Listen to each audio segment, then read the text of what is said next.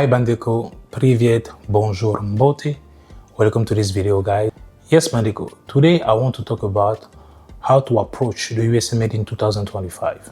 And I decided to make this video because I think with how the USMLE is moving, people are really underestimating things. And also because of like people who are putting content on YouTube like, oh, how to pass step 1 in 2 months, how to do this in 3 months, how to, those type of things are not really helping.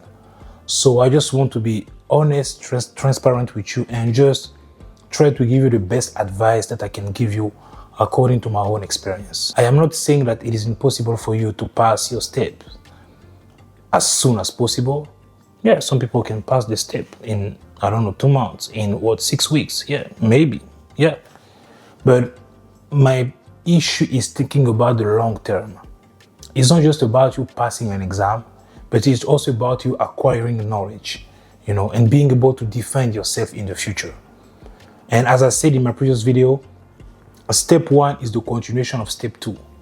So you studying for step 1, if you give your best, you spend time understanding things, when you will go to step 2, you already have the foundation. You are building a home, you are building a house.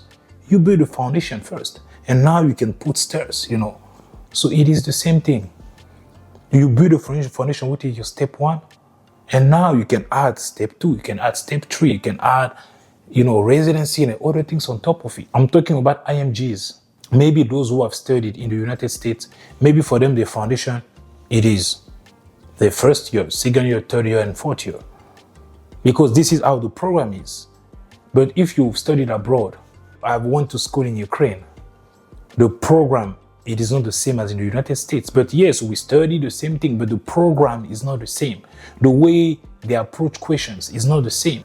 I wrote something called Croc 1, is an exam that you write in your third year, and Croc 2 is an exam that you write in your 6th year of med school when I was in Ukraine. So Croc 1 is like similar to USMLE step 1, and Croc 2 is similar to USMLE step 2, because Croc in Ukrainian means step in English. But the way they were approaching question in my Croc 1, it wasn't the same how questions were approached when I was studying for my USMLE step 1. So which means that when you are in IMG, your foundation is going to be step 1. It's not going to be what you've studied before, unless when you were studying med school in that country, you were also preparing for your step 1. This is different. You still have the knowledge of things, but just the way to tackle things, to approach things, it is different. So please, when you want to study for USMLE or start your journey in 2025, I'm talking about your studying process. I want you to approach step 1 like it still had a digital score. Don't approach it just like, oh, it's just pass or fail. Oh, because you thinking that way will decrease the effort, the amount of effort that you will put. And we don't know what is going to happen when you study for a step 2. I always say that. When I was studying for my step 1, it wasn't working. I will wake up in the morning, eat, have my breakfast, and study the whole day. And after that, in the evening, join church, study again and sleep, and wake up the next day, do the same thing. If I have time, I can go to the gym. And I can also cook. But I wasn't working. But when I started to study for my step 2, I was working. 8 hours shift every day. And I had to study for my step 2 too. But imagine if I didn't spend so much time studying for my step 1, building that knowledge, that foundation. It would have been harder for me to study for step 2. It was already hard. It was very hard.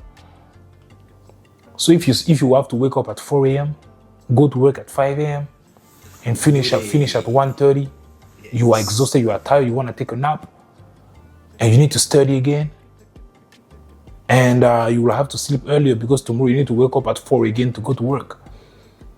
And I couldn't sleep early, I couldn't sleep at 7, I couldn't sleep at 8, I had to sleep at 9, I had to sleep at 10, and sometime 10:30. I was trying to avoid to sleep at 11 p.m. because I was like, if I sleep at 11 p.m., how will I have the strength tomorrow to study again? So things happen. But you taking step one seriously, you approaching step one seriously will help you to approach step two in the comfortable way. Don't fall into that trap of like, I'll just study for 1 month, just study for 2 months, just study for 3 months, and you can pass your USMLE. Take it seriously. Think about, this is going to help me to become the best doctor that I can be, to become the best version of myself, to be proud of myself. I'm not comparing myself with other doctors, but I'm comparing myself with the doctor that I was when I graduated from medical school and the doctor that I became when I matched for residency.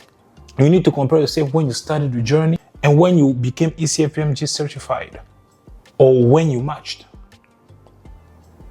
And you need to make sure that you became better. It's not just that, oh, I passed. But what is the knowledge? What did you acquire during that journey? What did you gain from that? Okay, man. So please, take it seriously. Step one seriously. Step two seriously. You go. You giving your best. It doesn't matter how you score in the end because you know that you gave your best. If you pass and you go to step two, you score higher. Good. You score not as you wanted. It's also okay, but you know that you gave your best. But imagine you score not that good and you'll be like, I could have done more. Why you didn't do more? It's gonna haunt you. You'll be like, I could have done more, I could have done more, I could have done more. But why you didn't do more? Don't live with regrets. So please, Baniko, approach your USMLE journey with seriousness.